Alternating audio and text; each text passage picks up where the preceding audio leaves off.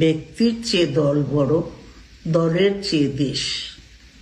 আমি যুক্তরাজ্য থেকে অসুস্থ অবস্থায় আপনাদের আহ্বান জানাতে চাই, এমন কোনো কাজ করবেন না যাতে আপনাদের এত দিনকার সংগ্রাম, আত্মত্যাগ বিফলে যায়।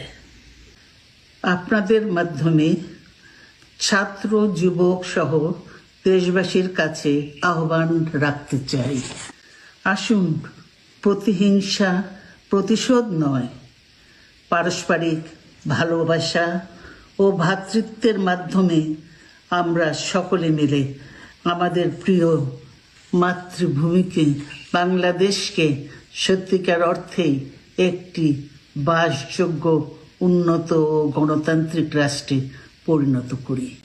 আল্লাহ হাফেজ। বাংলাদেশ জিন্দাবাদ।